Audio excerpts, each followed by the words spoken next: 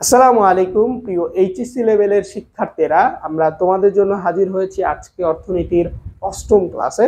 So already আমরা তোমাদেরকে 7টা video দিয়ে ফেলেছি এবং আজকে আমরা অর্থনীতির অষ্টম ক্লাসে আছি, অর্থাৎ ক্লাস নাম্বার 8-এ আছি।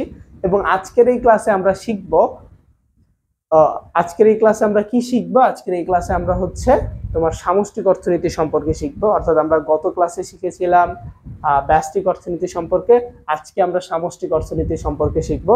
তো সামষ্টিক অর্থনীতিটা আসলে কি, তোমাদের পরীক্ষা এটা থেকে প্রশ্ন আসে।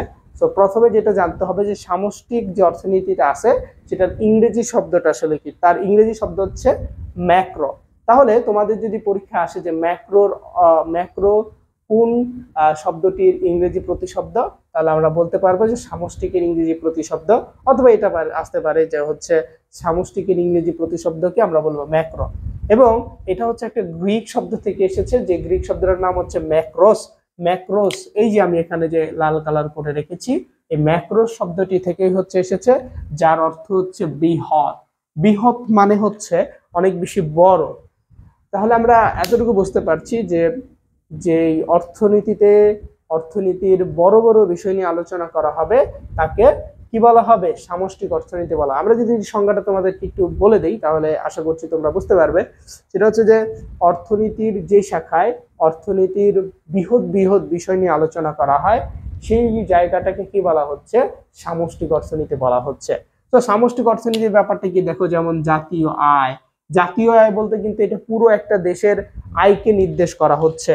ঠিক তেমনি ধর হচ্ছে দামস্তর, ঠিক তেমনি হচ্ছে সামগ্রিক ভোগ, অর্থাৎ যেখানে তোমার সম্পূর্ণ একটা দেশের সবকিছু নিয়ে আলোচনা করা হয় বা সামষ্টিক বিষয়টা নিয়ে আলোচনা করা হয়, সেটাই হচ্ছে সামষ্টিক অর্থনীতি। আশা করছি যে তোমরা সামষ্টিক অর্থনীতি ব্যাপারটা ভালো করে বুঝতে পারছো। তো তোমাদের পরীক্ষায় এখান থেকে প্রশ্ন এরকম আসে যে ব্যষ্টিক এবং সামষ্টিক অর্থনীতির মধ্যে পার্থক্য লিখো।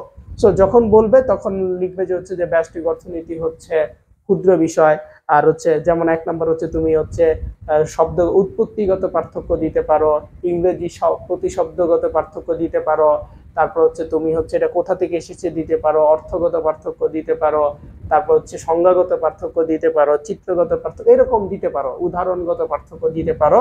সেরকম দিলে তোমার মোটামুটি 5, 6, 7টার মতো আসবে। তো 7টা দিলে মোটামুটি আশা করা যায় যে তোমার এটা ফিল আপ হবে। সো আশা করছি তুমি সামষ্টিক অর্থনীতি সম্পর্কে আর কোনো সমস্যায় নেই, এবং ইনশাল্লাহ আজকের এই ভিডিওর মাধ্যমে আমরা প্রথম অধ্যায়ের সম্পূর্ণ টপিকটা শেষ করে ফেললাম। ইনশাল্লাহ আমরা আমাদের পরবর্তী যে ভিডিওটা দিব সেখানে আমরা অর্থনীতি প্রথম পত্রের 2য় অধ্যায় নিয়ে আলোচনা করব, যেখানে আমরা হচ্ছে নতুন নতুন বিষয় শেখার চেষ্টা করব। তো তোমরা যারা এই ভিডিওটি দেখলে আশা করছি অনেক ভালো লেগেছে তোমাদের কাছে। তোমরা অবশ্যই কমেন্টে জানাবে যে তোমরা পরবর্তীতে কি রকম ভিডিও চাচ্ছ। সো তোমাদের যাদের অর্থনীতিতে বেশি সমস্যা আছে তোমরা চাইলে আমাদের কোর্সে অ্যাড হতে পারো।